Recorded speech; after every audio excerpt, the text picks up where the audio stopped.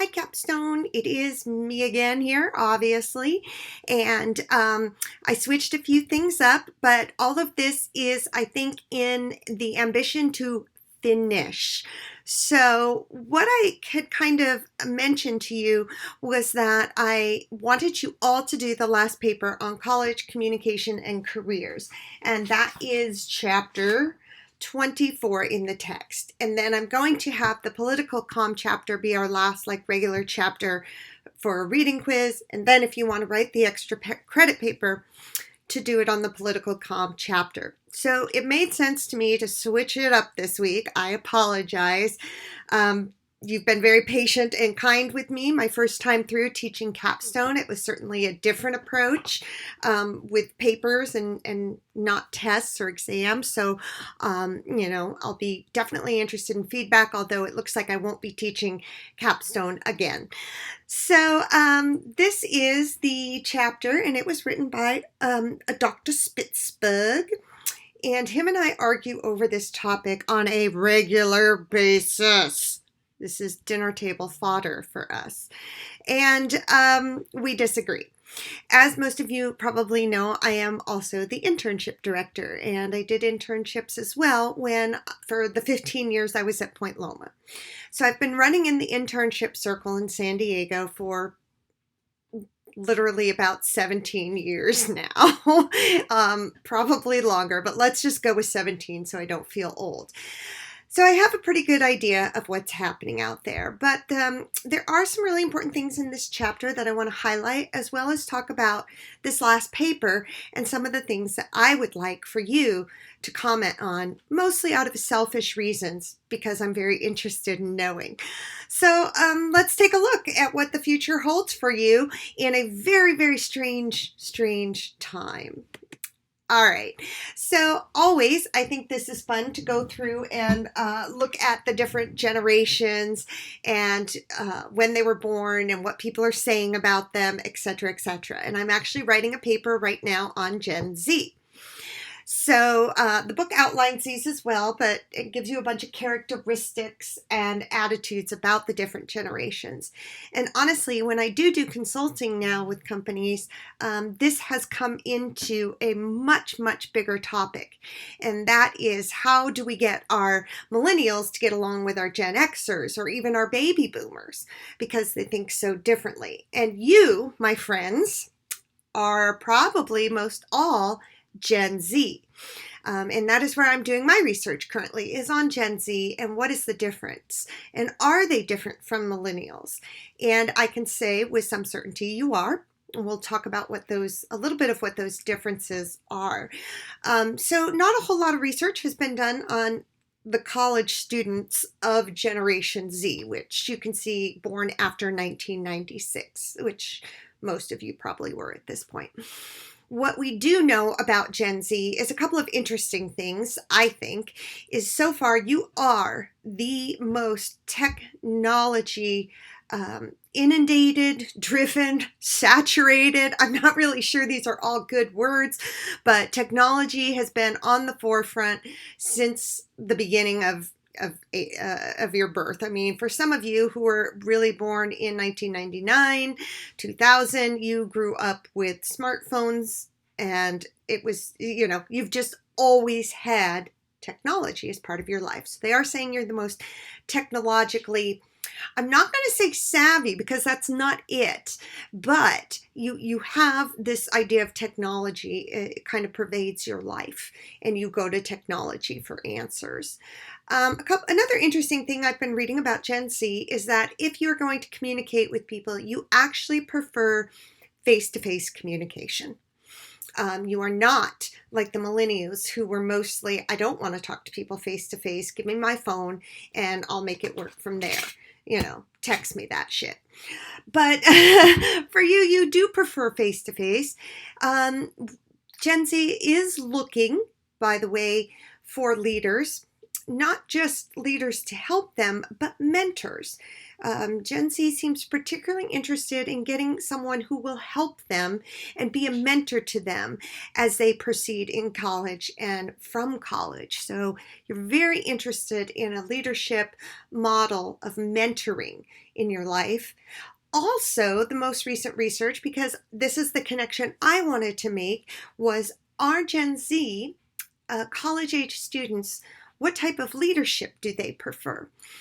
And lo and behold, it is not just my study that's showing this, but other studies, which, yay, kind of where I wanted this to go, is that Gen Z wants a much more authentic leadership style from their leaders. Millennials were all about transformation and motivation and raw, and that's kind of the difference with authentic leadership. It kind of says, yes, I want to motivate you, I want to support you, but I'm also going to give you the horrible truth, and I'm going to admit my flaws, and I'm going to be real and transparent and genuine. A transformational leader wouldn't do that. A transformational leader would just keep trying to motivate you onward. And Gen Zs want a little more authenticity, a little more empathy, and a lot more mentoring. So those are just a few things. I don't know if you agree with those. Certainly, that might be a topic for your paper as some of the first generation Z college students. Do you find some of those that I just mentioned true for you? So there you have it. All right. I do think this is a fascinating point, and I'm going to put up an article for you to read, and I really hope you go read it. Please read it, read it. Read it or she'll kill me, and I don't want to die. Please go read it. Oh, my life is in your hands. Okay, well, I'm probably not going to kill Remy there, but read the article. It's really good. It's not an academic article, okay? It's actually talking about Gen Y, and it's not quite for you guys because it's still talking about the end of the millennial generation. So you're on the cusp. The end of the millennial generation was also referred to sometimes as Gen Y. So, but basically what I like about this article is it talks a little bit about the concept of a secure career versus a fulfilling career. And there's another Google Ngram. If you don't know what a Google Ngram is, now's a good time to learn that as well. So Google actually can do searches on words and word use. And one of the things that they found, and the Google Ngram pictures are in your text, they are on a page somewhere in here. Oh, yeah. 346. 346. Shut up, Remy. I'm going to kill you. All right. I kill you. Okay, never mind. Joke. A secure career from 1985 to 2005. Now, if you go back, of course, a secure career was from 1930, after in a Great Depression era, all the way through to about 85. That's all people wanted. Man, it didn't matter what they did as long as it was secure, the company was loyal, and they were well taken care of. It didn't matter what they did. What we've seen since 85 all the way through to now is this rising now of a fulfilling career or my passionate career. So we put a different expectation on the job market for what it's supposed to do for us. What's going to be fascinating is, does that change for you after experiencing this pandemic? Because at this point, I can look at my career and say, I'm glad I have a secure career. It does happen to also be a fulfilling career, even though there's other careers I'd like to try and go out and pursue right now. I've been looking at one in particular. And with this pandemic, I'm going to be honest, the idea that even though I want to make this switch and pursue something I think I really, really enjoy, this might not be the time because I got a pretty secure career and it's been very fortunate in this pandemic. So those kinds of studies, no doubt, will be done to see how this major critical event has affected you and your life. So I just kind of wanted to throw that out there as we begin changing. The book goes on to talk about skills and how employers are viewing skills. And I would like to point out with these skills that a lot of the studies are fairly current and they are good studies. A lot of them are coming from NACE, which is the National Association of Colleges and Employers. And actually, I work with NACE on an internship front, and they do a lot of research. I would say NACE really is the foremost organization going forward. So, this was a 2015 study that looked at skills that employers basically said you need to have. This is what we want. So, communication on here ranked in the 90th percentile, as you can see. These are the ones that are most important that people thought for you to have: communication, reading, math, teamwork skills, logic skills. Very upset to see art skills at the bottom. Yeah, and that's pretty much the single reason I didn't become a music major, although that was the dream. I did not pursue my dream in life, which would have been to been a professional flautist in a symphony, but it was not a secure or the potential for getting a spot in a symphony when there's only 3 flute players in any given symphony in any given town. The odds are astounding. It's way too difficult. So I did have to give up that dream and realize that I should have picked the bass clarinet, and I would have increased my chances of fulfilling my actual dream. So I put those up there just so you could see. I think you guys know communication ranks at the top for employers. This is not news to you as your majors. What is news to you, I think, is how good you think you are in them. And so I really appreciated this part in the chapter where they talk to you about how much you overrate yourself, which is, again, why I also wanted you to read the Yuppies article. And in the Yuppie article, I'm calling it calls Why Generation Why Yuppies Are Unhappy. And this is from 2013. So like I said, you're on the cusp of it and it may not fit you totally, but this was Say Hi to Lucy. Lucy is part of Generation Y, and she gives it. She is also part of the yuppie culture. Lucy's kind of unhappy. To get to the bottom, happiness equals reality minus expectations. Lucy's parents, and they talk about all of the different things: baby boomers' career path, positive net happiness. Now, again, we know over the years you have a happiness peak. No matter how much money you make, no matter how much success you have, there is a happiness peak. You're wildly ambitious. You can be anything you want to be. You've been told that. You've been told how wonderful. Here's the secure career and a fulfilling career, and you're special. And then he basically goes on to say, you're also freaking delusional. You think you're a unicorn, and everybody else does too. I encourage you to read more about Lucy and what happens to her, because I think it's a good lesson going into the job market.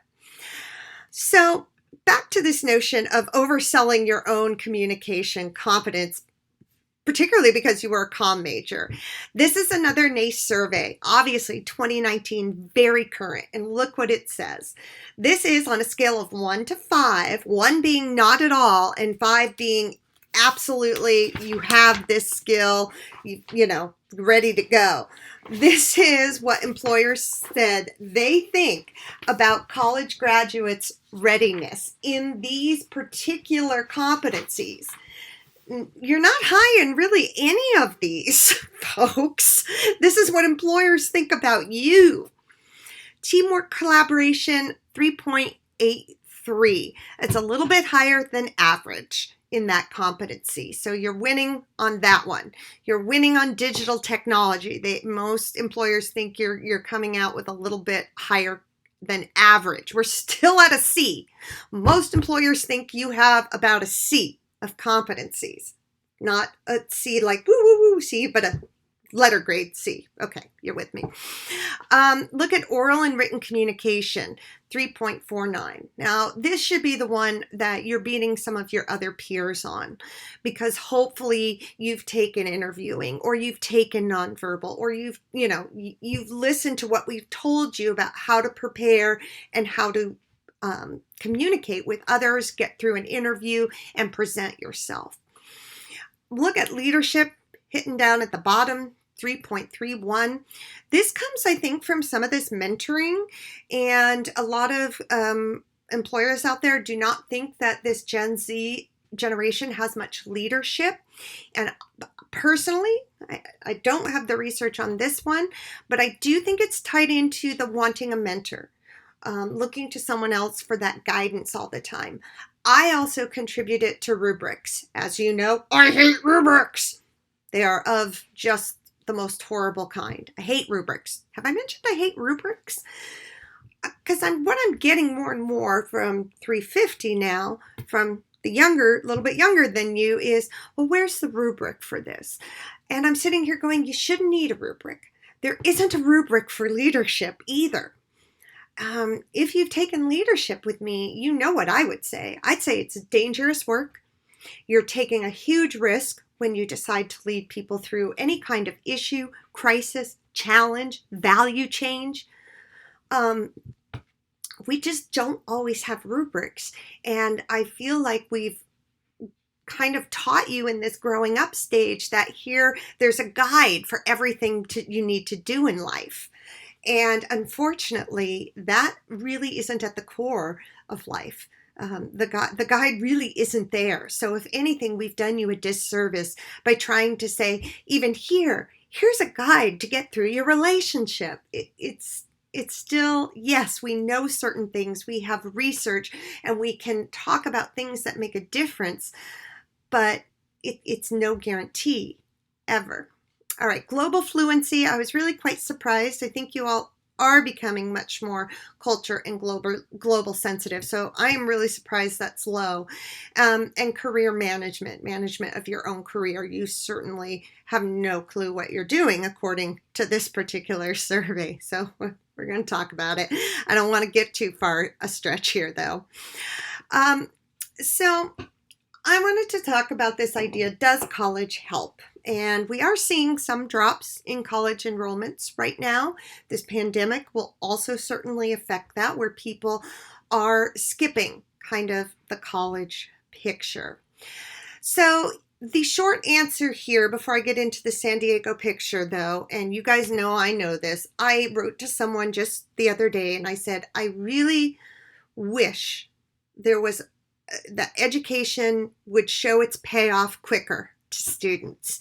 It's kind of one of those things where you really don't get it or even appreciate the hell you've just put yourself through and the loans until much later.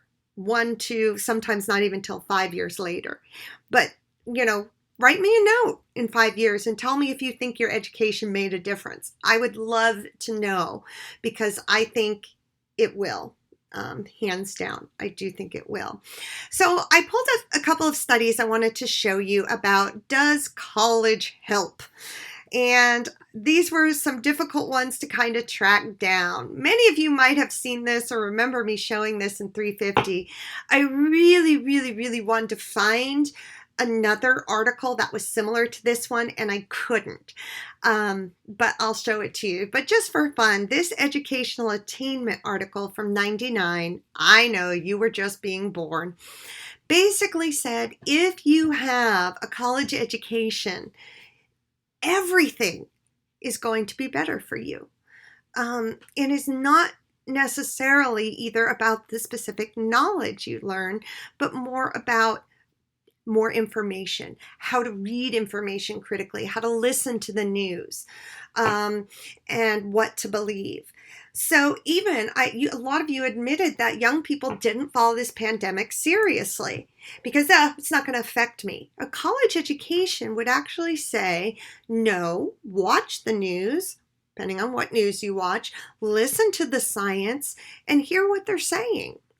So in that vein, again, this was seatbelt use while driving intoxicated by educational attainment. And I know I've shared this with you before, but if you are a college graduate, you're a little bit smarter. Again, you're a little bit more aware of these things.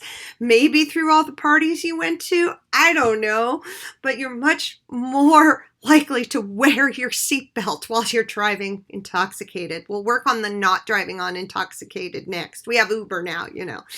But one of the things I thought was astounding about this article and why I'd like to find its repeat is it compared everything, not just your educational attainment, but whether you were married. Do you see who gets married, who gets divorced the most? In this one, here's an interesting one because less than high school had a very low divorce rate, and then you have bachelor's degree or more. Check this out, lower divorce rate. It's the ones in the middle of high school and no college or some college that worry me. They have a much higher divorce rate. So everything is correlated to your education in life, whether or not you go to the doctor, whether or not you go to the dentist, you know, whether or not you are more likely to vote, whether or not you're employed, obviously. All of it is connected, and that's what you see here in this particular article. Look at this, women's use of a mammogram over 40. If you have a bachelor's degree or some college, you're more likely to actually go and do that than less than high school. So these are basic things. Look at even mothers who smoke cigarettes during pregnancy. Look at your college degree folks over here. They know I'm not going to do it.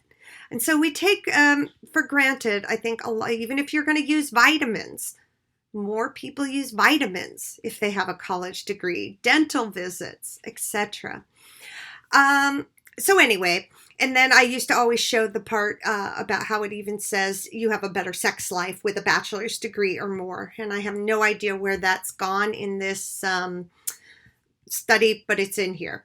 So I did try to find a new one, and what this one was is another post-secondary, 2018, but it looked at income. Are you going to make more money? So bachelor degree attainment by age 24, you can see here, 2015, if you have a bachelor's degree right up into 2015, you're doing pretty well. And so you can see kind of over here on this side that I'm highlighting right now, this is your median lifetime earnings. So with a bachelor's degree, look at how much from an associate's, it's a good gain, and from high school, it's certainly a very good gain. Excuse me. So, and this article goes on and on with stats that just, you know, basically show you're gonna be doing a little better off with a college degree. This one was kind of interesting. It looked at young adults, and I was kind of surprised that more males tend to still be living at home than females, but females then, you know, I guess tend to get married and go live with the male, but that, I don't know. So these were just some interesting graphs, but the articles, every research you do basically comes back to saying you're better off with a college degree. Does that mean you're going to make a ton of money? No. Could you be innovative and be a Bill Gates and end up making way more with no college education? Absolutely. And San Diego is 10 times worse. Your book for an average comm major, and I'm going to show you those salaries of what they say the average comm major makes in comparison. So let me go there because I have that right up here. This is by NACE again. If you are an engineering major with a bachelor degree, you could walk into a $70,000 job. Computer science, math, science, business, social sciences, humanities. Let's keep going. Communications. And that's even with the S. And that's a big distinction, as you already know. So I'm grouping that to here. I'm sure they all grouped it together, but that could be media people, journalists, broadcasting. So there's a lot of different stuff grouped around in there. And most national reports do report, I would say, anywhere from 45 to 50K as a starting salary. Being authentic, I'm going to tell you right now, if you get offered 35, happy day for you. It isn't going to buy you a house. It's barely going to pay your rent. And it's probably what you'll probably get offered less. Excuse me. And I don't want to say that to make life sound terrible, but my experience, and again, I would love to know because this is part of my job with internships, but I listen to grads. Most of them are right around 35K in San Diego for a full-time job with benefits. Most of the jobs I see our grads going into are the ones listed below. Public relations, marketing, advertising, development, which is essentially fundraising and raising money for organization, hospitality, events, or nonprofit organizations and nonprofit work. The other one that's missing from here is one that Gen Z particularly is fond of, and that is entrepreneurs. Entrepreneurship is big with your generation, and so a lot of young folks feel they can come up with their own business. And I think when you do that, you're going to find a higher average. I didn't include in here, but social media is also part of this. These are the major job areas that I see happening. So I would, I did the salaries already, and that was the last one. Okay, I thought so. So I'm going to put up, so that's my little spiel on what I see happening. Again, I would like to see, what do you think? So here we go for the paper. This is your last paper, a little bit different, but like to know a little bit about who you think you are as Gen Z. Number one, I'll put this up as well. How do you feel about your skills, particularly maybe looking at some of these? Do you think you judge yourself as overly communication competent? Do you feel you're more ready for these work qualities than others? You can mention some of that. I'm interested what area you think you're going to go into. What do you want to do? What do you think you will do? What have you any experience with? I'd like to know, what do you think you're going to make when you step out of college, even in this weird time? So use any or all of the things that I have mentioned. And again, I'll put a little prompt in for your last paper here today. But I'd really love to know a little bit.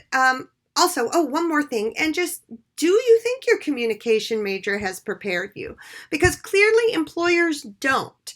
So I'd also love for you to say a little bit about, do you think you got helpful information? And address that. So I'll put up a little rubric a rubric! Ah! I'll put up some tips and questions for the final paper to answer. Read the Yuppie article. Remember, my life depends on it. Please! Check that article out too. It might also give you some thoughts as you write this final paper, which I'm very much looking forward to reading. All right, guys, we're almost there. We're almost there. This is the last one. All right. Have a good night. We'll talk to you later.